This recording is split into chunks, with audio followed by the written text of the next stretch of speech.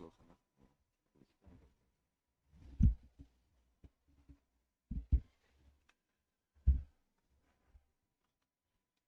Bismillah, alhamdulillah, wassalatu wassalamu ala rasulillah, wa ala alihi wa sahbihi wa man walah, wa ba'd. So to continue that which we began yesterday from some of the rulings and advices regarding the issue of Khula, we pick up today from the next point, and that is the arkan al-Khula, or the pillars of Khula. The pillars of Khula.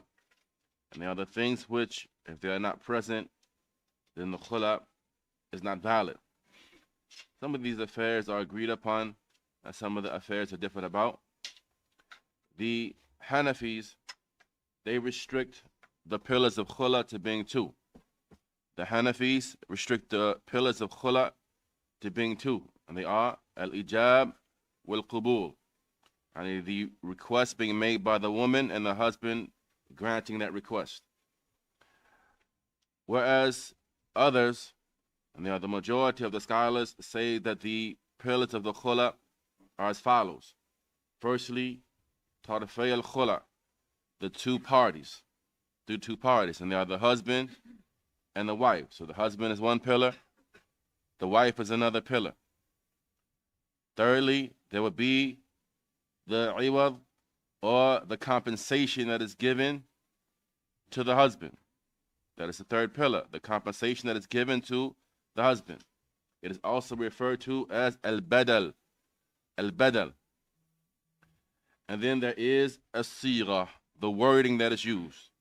There's the wording that is used in that request or when that request is granted. These are the pillars of Khula, according to the majority of the scholars. As for a zawj, as for the husband, it is obligatory that the husband be one who possesses the capability to actually pronounce divorce if he wanted to. He possesses the capability of pronouncing divorce, meaning that the marital contract is a sound, Islamically recognized marital contract, thus making him an actual husband to the woman, in order for that khula to be valid. And that the husband be aqil, he has sound intellect, and he is mukhtar, that he is doing so, he is granting it by way of his own choice. He's not being forced or compelled. Because if one is forced or compelled to divorce their wife or to let their wife go, and when we say force, we're not speaking about she put some pressure on you. That's not force, Islamically. She pressures you and asks a lot. That's not force. But rather, one is actually compelled. If he's compelled to divorce or separate from his wife, then that separation is not valid. Now, amma zawja, as for the next pillar, which is the wife, then regarding the wife, she must be one who is separating herself from him in exchange for that compensation which she is giving to her husband, and likewise, she is not being forced or compelled. She's not being forced or compelled to separate from him or to seek the khula from him. And likewise, she must actually be under the isma and care of her husband. She must actually be under the isma and care of her husband, either haqiqatan or hukman. Either in reality, she's under his patronage, or she bears the ruling of one who's under the patronage of that husband. Either she's actually within a standing marriage with the husband, or perhaps she's in Iddah. Perhaps she's a woman that is in Iddah, so she bears the ruling of a wife even though she's been divorced. So in this case, the woman can ask for the khula, meaning that the marriage has to be a marriage that is ongoing, or it is still going, either in reality or it bears the ruling of an ongoing marriage. So the woman does not walk up to a random man on the street and say, I want a khula. Lady, I don't know you. You're my wife. So she has to actually be married to the brother.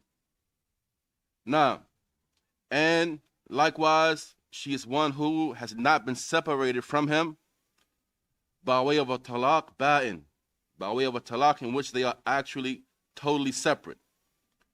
Now, and according to the majority of the ulama, it is not a condition that she be pure from her menstrual cycle in order for the khula to be valid. Meaning she can seek a khula according to the jumhur, even if she's on her cycle. Even if she's on her cycle. As for al-badal, or the exchange, or the compensation, then it is that which the husband takes as compensation for the release of his wife when she requests the khula, whether it be money or whether it be a benefit or the likes of this. As just as the woman can ask for money as a dowry, she can ask for some type of, take me for umrah and the likes of this. He can ask for the same. He can say, okay, I want money. I want to pay for my umrah trip next year, and I'll let you go. And the likes of this. It's an exchange in order for the woman to free herself from that man. And it is not a condition that it actually be the exact dowry. It doesn't have to actually be the exact dowry. It can be less than a dowry, right? If a woman receive 500 as a dowry, won't she be pleased if the husband released her for $1? So similarly, it can be less, and it can be more, and it can be more, because the husband, he is setting her free in exchange for their compensation. Now, and so the next affair is the sigha, or the wording of the khula. And this is that which is utilized as the woman seeks it, and likewise the husband grants it. There are many wordings that can be utilized and used that can indicate the request, and that can indicate as well the acceptance of that request, or the granting of that request. So the jumhur, the majority of the scholars, hold that it is a must that the word khula or one of its derivatives be used, or a word that bears the same meaning, or a word that bears the same meaning. Either you actually use the word khula, or a derivative of the word khula, or something that bears the meaning of khula. Mind you, what do we say the khula is? Khula is the woman separating herself from her husband in exchange for compensation. Ibn Taymiyyah alayhi rahmatullah, he said, laysa lahu alfaz ma'luma, that there are no restricted wordings. There are no restricted wordings for the affair of khula. He says because what is intended by it is the woman ransoming herself from her husband. And based upon this, every word or every statement that would bear the meaning of separation in exchange for compensation. Any word that would bear the meaning of separation in exchange for compensation, فهو khula, it is a khula. حتى ولو وقع بلفظ الطلاق, even if the word divorce is used. Even if the word divorce is used. It's important to know because some say if the word divorce is used and not khula, then it is not a khula, rather it is a divorce. But no, if the word divorce is used, but it is used in the context of divorce in exchange for something. Divorce me in exchange for this and set me free. All right, then that is a khula. That is a khula. Now, he goes on to mention, مثلا, for example, طلقت زوجتي على عوض قدره 1000 ريال. Person says, I've divorced my wife in exchange for compensation of 1,000 riyal. Then that, even though divorce was used, talaq was used, it counts as a khula and does not enter into the number of divorces. It does not enter into the number of divorces, which is the next point. Shaykh al-Islam, he goes on to say, وَهَذَا هُوَ الْمَرْوِي عَنْ عَبْدُ اللَّهِ بْنِ عَبَّاسِ رَضِيَ اللَّهُ عَنْهُمَا. This is what is reported from Abdullah ibn Abbas. And likewise, كُلْ مَا دَخَلَ فِيهِ الْعِوَضِ فَلَيْسَ بِالطَّلَاقِ. Every statement in which the compensation is mentioned in exchange for that separation, then that is not a talaq. It is not considered a divorce. Abdullah ibn Imam Ahmad, he said, كان أبي يرى في الخلع ما يراه عبد الله ibn Abbas رضي الله عنهما. Abdullah, the son of Imam Ahmed, he said that my father, he held regarding the khula that which Abdullah ibn Abbas held, meaning that it is fasakh bi'ay laf kana, that it counts as a khula, as a separation, like we mentioned, no matter what wording is used. وَلَا يُحْسَبْ مِنَ الطَّلَاقِ. It is not considered to be amongst the number of divorces. Tanbih, after the khula has occurred, the husband does not have a right to take his wife back. He does not have a right to take his wife back, except with a new marital contract, except with a new marriage, new dowry, new witnesses, new everything. Now, even if she has not married another man after he granted the khula, he can marry her back with a new marital contract. No matter if it's the first khula, second, third, fourth, it doesn't matter. It doesn't matter if she has not married another man in between that, he can marry her back with a new marital contract. The next point, it says, we mentioned al-khula la yadkhulu fi adad at-tatliqat. The khula does not count amongst the number of divorces. Does not count amongst the number of divorces. And this is a point of a matter of ikhtilaf between the scholars. However, Shaykh Salih Fawzani mentions la yanqus bihi adad at-talaq. The number of allowed divorces is not decreased by way of the khula. ورد ذلك عن ابن عباس رضي الله عنهما واحتج بقوله تعالى. The statement has been reported from Ibn Abbas, may Allah be pleased with him and his father, and he utilizes evidence the statement of Allah, al-talaq marratani, that the talaq is twice. Count with me. Al-talaq is 2 times. ثم قال, then he said in the same verse after that, فلا جناح عليهما فيما افتدت به, and there is no harm on her or on them in her ransoming herself off from him. Okay, it's another. Then he mentioned after that, فإن طلقها فلا تحل له من بعد حتى تنكح زوج غيره. And if he divorces her after that, then she would not be permissible for him until she marries another husband. And so therefore he mentioned firstly 2 divorces. After that he mentioned a khula, and then he mentioned another divorce after that.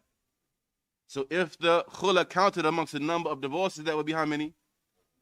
So this lets you know that the khula does not enter into that, because by way of total agreement, the divorce, we are allowed 3 divorces before. Well, 2 divorces, and then with the third divorce, the woman is no longer permissible for the man. Now, until she marries another man thereafter.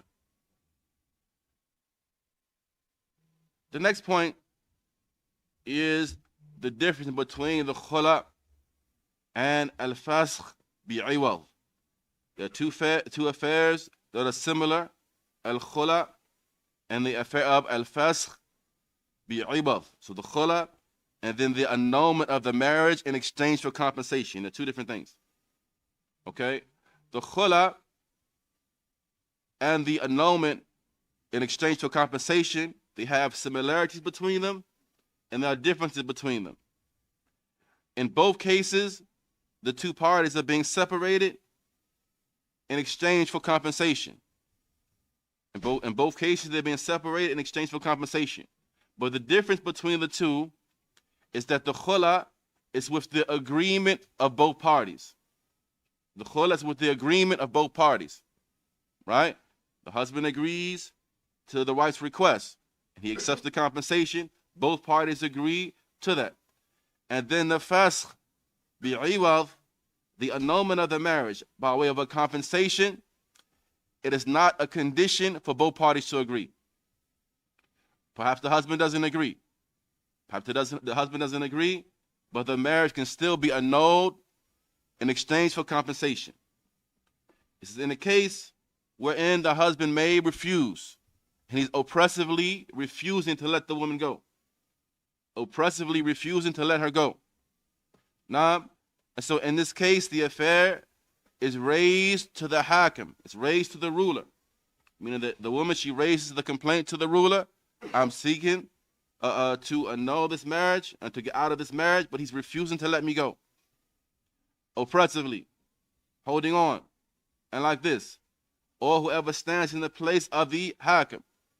Like, such as the ulama mentioned from the Sheikh Salih Fawzan, in lands in the likes of which we live in, here in the West, where we have no Muslim ruler, have no judges and the likes, then the affairs are raised to the imams of the masajid, of those whom they appoint to deal with these types of issues.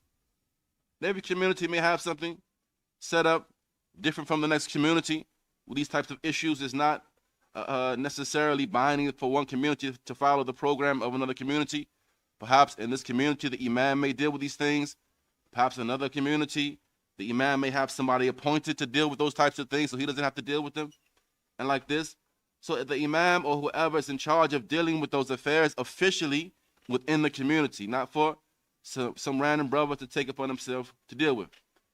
Now, and so whoever deals with these issues, they can investigate into the matter.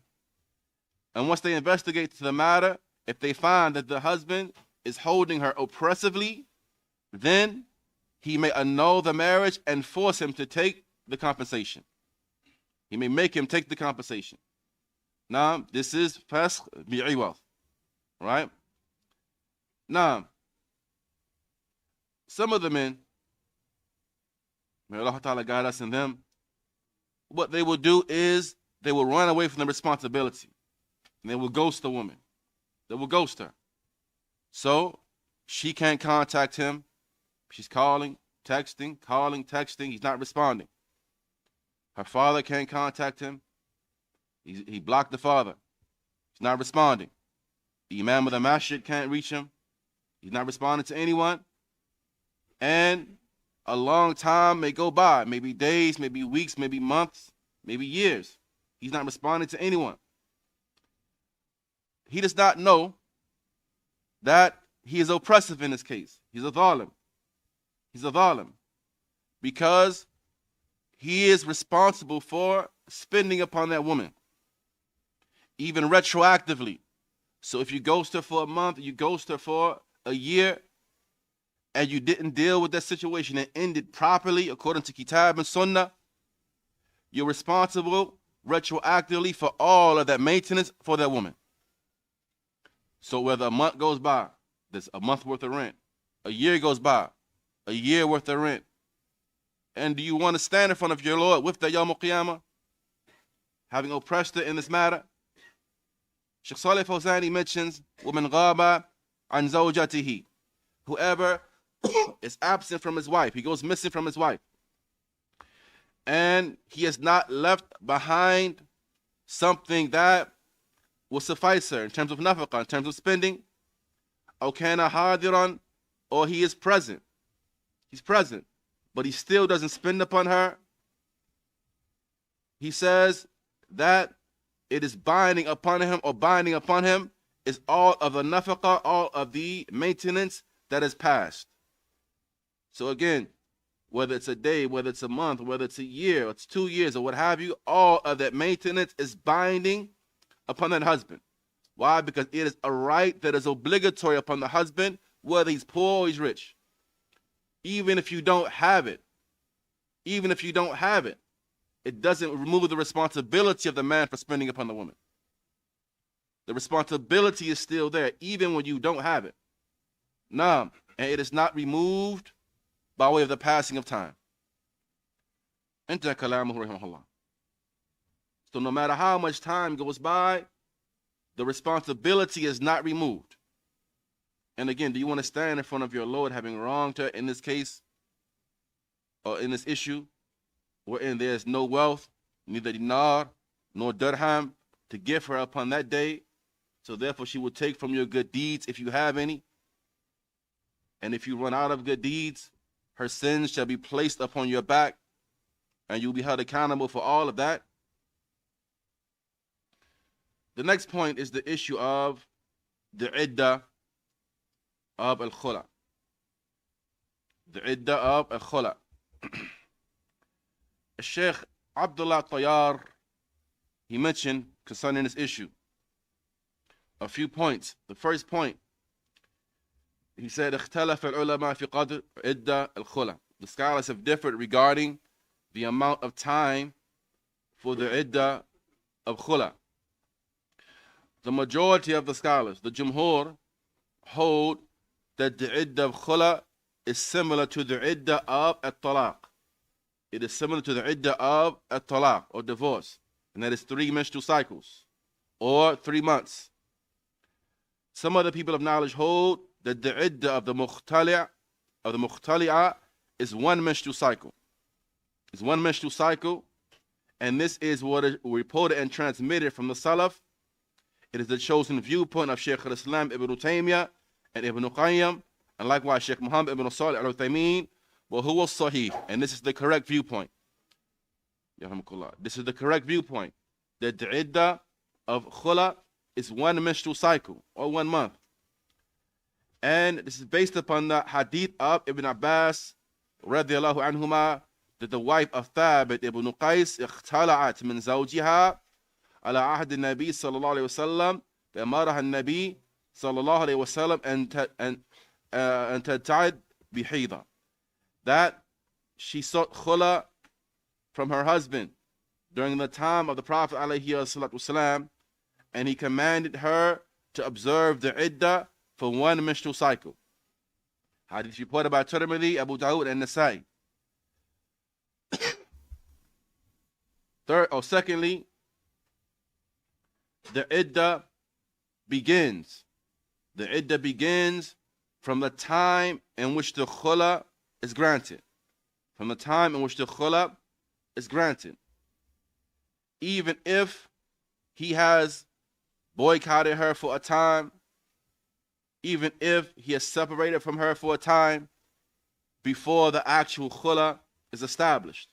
Perhaps, they start arguing at the beginning of the week, and then a week later, she gets the khula.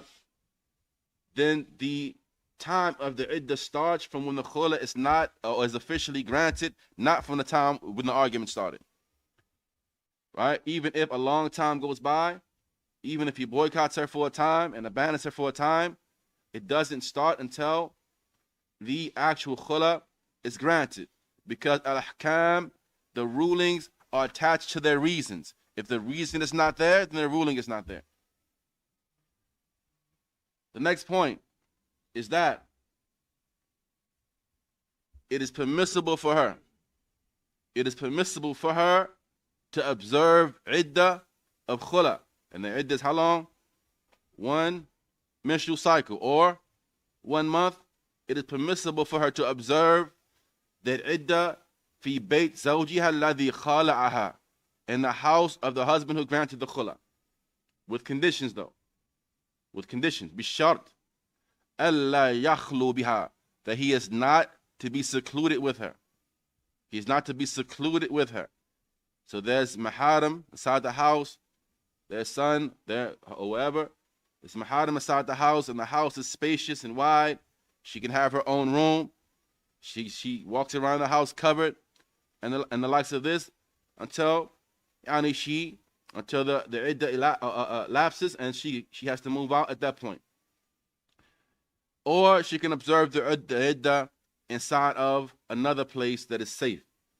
It's mentioned within al-Mawsu'a al-Fiqhiyya, لو كانت دار, if the house of the husband is spacious and wide, and she can have her own room separate from his, and there is a door in which she can close that door and be separate from him, and the husband, he lives in his quarter of the home, it is permissible for her to observe the iddah in that house. It's permissible for her to observe the iddah in that house. And he says, and there should be the presence of a mahram along with them, then it is permissible in this case for her to observe the iddah inside of that house. Otherwise, it is not permissible. Otherwise, it's not permissible. If they're going to be sleeping in the same room and the likes and nothing is changing, then it would not be permissible for her to observe the iddah inside of the house. Now, it is likewise permissible for the woman who has separated from her husband by way of khula to, while she's in that iddah, to leave, to come and go as she pleases, basically. To come and go as she pleases without the permission of her husband. She can come and go as she pleases without the permission of her husband. Because the marriage at this point has ceased. There's no more marriage. Likewise, in this issue, it is obligatory that there be observed, or when she seeks the khula from her husband, that a second cycle has to come and go. A second cycle has to come and go, meaning that a second cycle comes and goes and she performs ghusl and purifies herself. Because if, for example, she had a cycle and then between that cycle and the next cycle, somewhere in the middle, she asks for the khula, right? She has to become pure and then come on another cycle after that, twice, in order for her iddah to be over. Because what has to be observed is a full and complete iddah. Excuse me, a full and complete cycle, not half a cycle, not half a cycle. So if she asks for the khula in the middle, she had a cycle 2 weeks ago. 2 weeks later, she asks for the khula, right? And then she comes on another cycle. This is only 2 weeks. It's a half a cycle. It's a half a cycle. So she would have to come on another period after that, and then become pure from that period, make her ghusl for the iddah to be over. Like this. Because, again, a full cycle has to be observed and not a portion or a half of a cycle. The next point is concerning a woman seeking the khula joking around with the issue of khula. As it relates to this issue, then some of the ulama, they say that the khula waqa, it is valid, it is standing, it is binding. Naam, and it will be obligatory upon her to give him the iwad. Even if she was joking, she said it jokingly, laughing when she's saying it, and he said jokingly, okay, I grant it to you, ha ha ha. In this case, the khula, it is binding, and she must give him the compensation. She must give him the compensation according to some of the ulama. And some of the other scholars, they mention some details regarding it. What would make it binding or not? Now, al-muhim, the Messenger of Allah alayhi wasallam, he said, and what is reported on the authority of Abu Hurairah radiallahu anhu, that the Messenger of Allah alayhi wasallam said, Thalath, jadduhun jad, wa hazluhun jad, an-nikah, wal-talaq, wal-raja. There are three things. When you're serious with them, it's serious. And when you're joking with them, it's still serious. And they are marriage, divorce, and raja, taking the wife back. Meaning these things, there's no saying, oh, I was just playing when I married your daughter last week. I was just joking when I divorced you. I was just joking around when I took you back. And when we were, when we did whatever we did and I took you back, oh, I was just playing. I didn't really want to take you back. These things, there's no saying I was just joking and playing with them. Being serious with them is serious, and when you're joking with them, it's still serious. And there's certain things that we just don't play about. All the things in the dunya to play and to joke about. You want to joke with that? You're going to joke with something by way of which the private parts become lawful or unlawful? We're going to joke around and play with these issues? Imam Malik alayhi rahmatullah, he mentioned mahma tala'abta bishay. No matter what you may play with, no matter what you may play around with, don't joke around and play around with your deen. Don't joke and play around with your religion. These affairs are serious, ikhwa wa akhawat. And we should not play around with them. There's certain things we just don't play about. Al-Khattabi, he mentioned اتفق عامة أهل العلم, that the majority of the people of knowledge agree that صريح لفظ الطلاق إذا جرى على لسان الإنسان البالغ العاقل, that the explicit wording of divorce, if it comes off the tongue of a person who is mature, aqil, he has sound intellect, then he's held to it.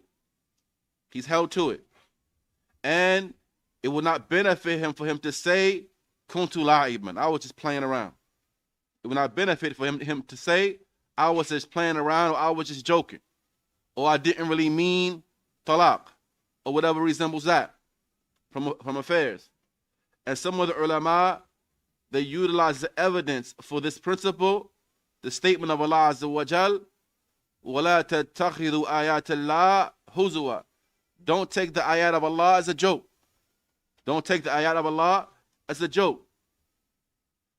And he went on to say, Khattabi went on to say, that if the people were to be left to this, and to be able to say, I was just joking around regarding affairs of the religion, then many of the ahkam of the religion of Allah will become unraveled.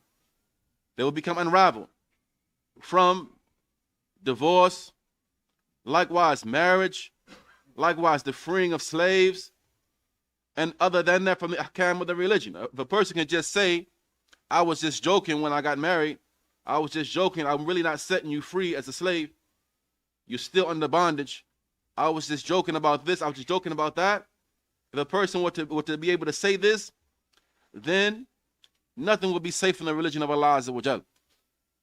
Nothing would be safe in the religion of Allah Tabaraka wa Ta'ala. And as we mentioned yesterday as well, similarly is the affair of anger. If it's not the type of anger when a person blacks out and is totally unaware of what they're saying and what they're doing and what's happening around them, if it's just that you're upset in that moment, she angered you, or he angered you, and that word flowed from your tongue, in this type of ordinary anger, as the scholars mentioned, no divorce happens when a person is happy. We can't open this door for people to be able to say, well, I was just mad, so it doesn't count. I was just joking, so it doesn't count. He said that. Min al-Khattabi went on to say, كل من تكلم بشيء بما جاء ذكره في حال الحديث لازمه حكمه. Whoever speaks with something that has come in this narration, then the ruling of that is binding upon him. It is binding upon him, even if he claims the opposite of that. وَذَلِكَ تَأْكِيدٌ بِأَمْرِ الْفُرُوجِ, and that is to emphasize the importance of the affairs connected to the private parts, and the marriage and the likes of this. And likewise, safeguarding them, and Allah Ta'ala knows best. Intaha kalamuhu rahimahullah. So this is that which we have gathered, and there's much more that can be said regarding the issue. As you mentioned that, and in doing research for the topic, I had to scrap a lot of notes to restrict it to that which you have mentioned. But there's much more that can be said regarding the issue. However, we hope that in this there is sufficiency. So we stop here. Allah knows best. Hada wa sallallahu wasallam wa barik ala nabiyyina Muhammad wa ala alihi wa sahbihi ajma'in. Now. So in regard to the talaq, clarify about when a person was divorced like 3 times and then a Khula, doesn't that restart the new contract of marriage, or do those still 2 count because they were still together? No, so if he divorced her twice, if he divorced her 2 times, and after that she sought the Khula, it still does not enter into the number of divorces. So they still after have one more divorce before it becomes what's called ba'in, before it's before they have to be totally separated. So with one more divorce after that, if he divorces her again after that Khula, then she will not be permissible for him until she marries another husband. Even though that's a new marriage contract and it restarted. Even though it's a new marriage contract. No. Somebody had, yes.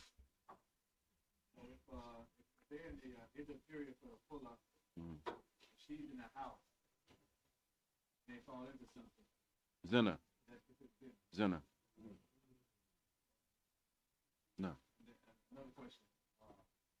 When she's waiting for the Iddah period to pass. So just before you go on, so he might as well just marry her back. He may as well just marry her back. If they if they decide to reconcile with each other, they shouldn't have just separated first of all. But if they decide to reconcile with each other, he might as well just go ahead and remarry with the new contract. Yes. Your second question? No. The fact that she's waiting for her Iddah period to end, that's so that she can become permissible to marry somebody else. Yes. No. Yes. One second, got to check.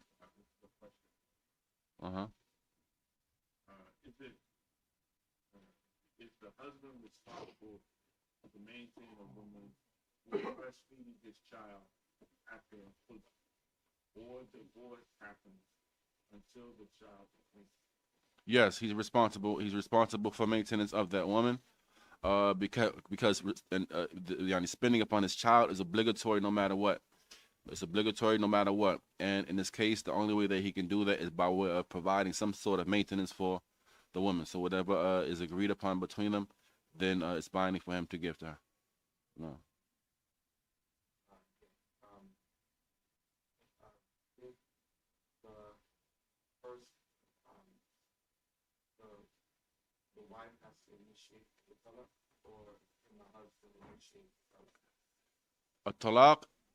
A talaq is from the husband. The khula is from the wife.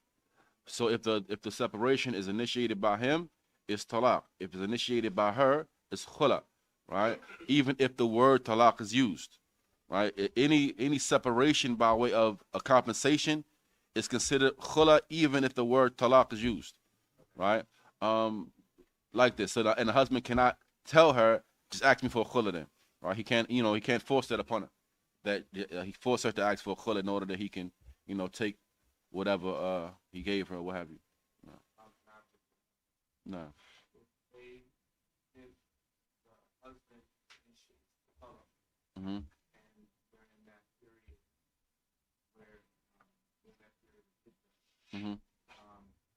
changes his mind, like now we what is mercy, mercy in our lives, Mm-hmm. and we want to reconcile. What are the steps that we would have to take to like what he have to In order to reconcile. right? No. So if it's a divorce, if it's a talaq like this, right? The talaq, here's where talaq and khula are different, right? If it's a talaq, it's a divorce initiated by the husband, and she is within the iddah period, then the husband has most right to take her back. And this is amongst the objectives behind the iddah period. It's amongst the objectives behind the iddah period. So they have that period of time to reconcile. And taking her back, or raj'a, is by way of one of two things. Either he verbalizes, I have taken you back. He may take a witness. It's better for him to take a witness. He tells someone, I've taken my wife such and such back. Or he takes her back by the action. And the action is intimacy. If he's intimate with her, then he has taken her back. To the point that many of the ulama say that if he is intimate with her without the intention of taking her back, he should be whipped. Okay? So this is how serious it is. So now he takes her back by way of one of those two things, verbalizing it or by way of the action, which is intimacy.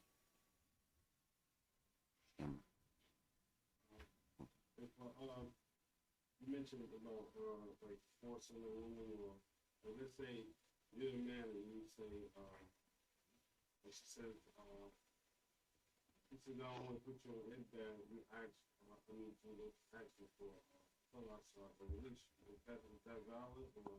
No, he doesn't do anything like that. I mean, he could say it, but she doesn't. She's not obliged to. She doesn't, but then later she says if she feels like she was forced to do that, then she needs to raise the issue to the imam. He can investigate into the issue and he can give his judgment. Well, but something like this, it can be considered force or compulsion. That just ask for the khula, and get out of my house or something like this. Then something like that shouldn't be done. Yes, sir. You mentioned that somebody does a joke and it's still binding. Mm-hmm. Does this require knowledge of that? Some people, they may do the joke and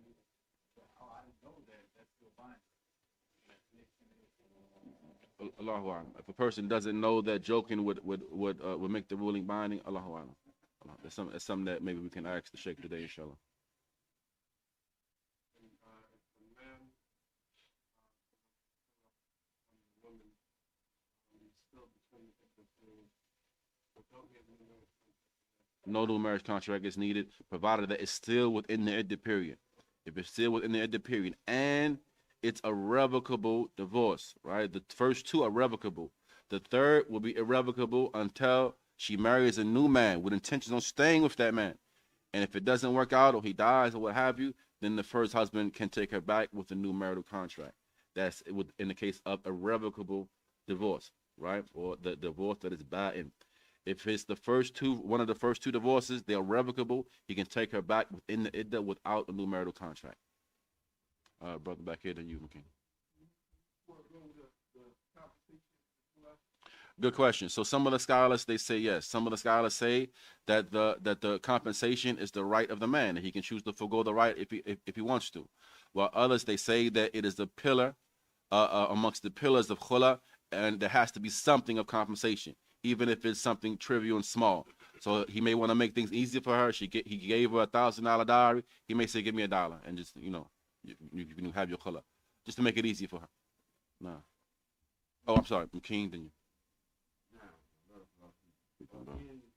In the matter of using the words that pertain to whatever he's saying, right? Mm-hmm.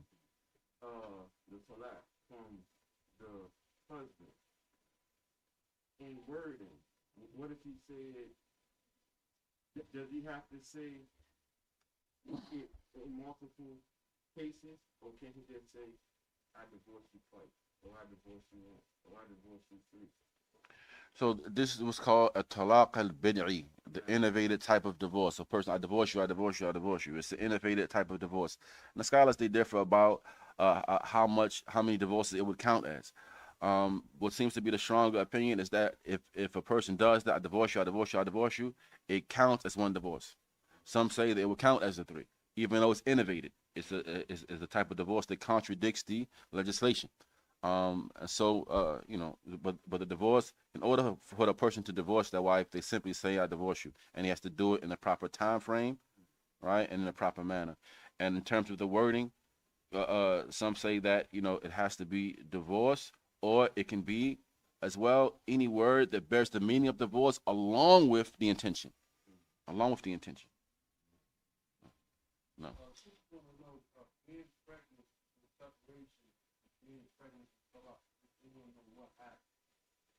So if a woman is pregnant in the case of divorce, if he divorces her, then the iddah period is for the duration of the pregnancy until she gives birth to the child. And once she gives birth to the child, the iddah period is over from there.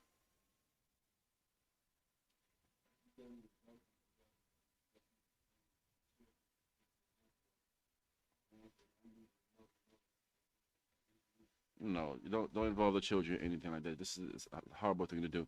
At some point, of course, the children are going to have to be made abreast of things are about to change. Abby's going to be moving out, or whatever the case may be, or Umi's moving out. They have to be made abreast at some point. But involving them in your issues, your mother's not doing this, your mother's not doing that, your father's not doing this, or what have you. We don't advise for anything like this. We want to keep these types of adult affairs restricted to the adults.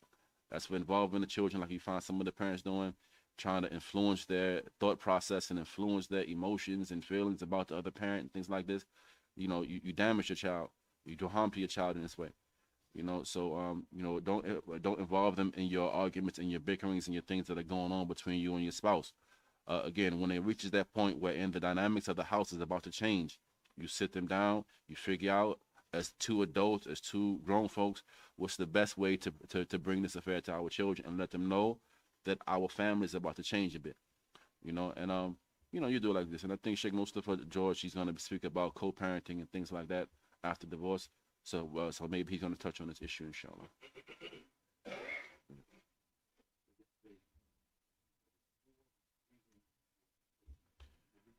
So what was mentioned in Shah Mumtir, and I think one of the sisters asked this as well, and they wanted more reasons than what was given.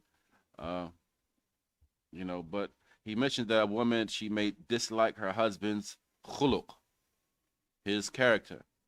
And the character, it may be in many things. Maybe he curses. Maybe he's sinful. Maybe whatever case may be. This is broad. These are the generalities.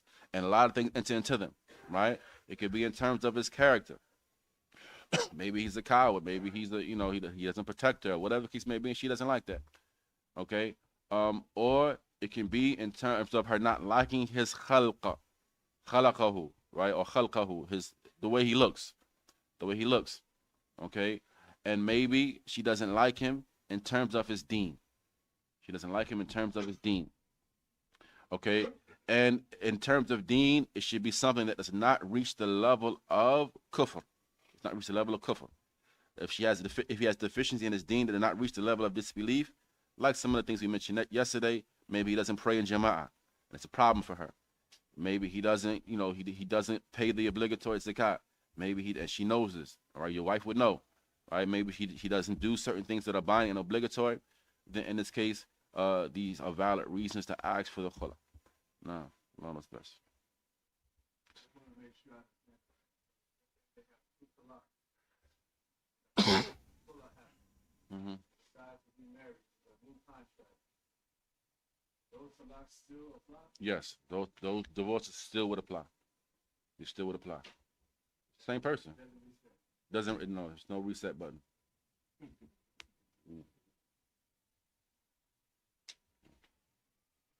That's it. طيب بارك الله فيكم جزاكم الله خيرا هذا وصلى الله وسلم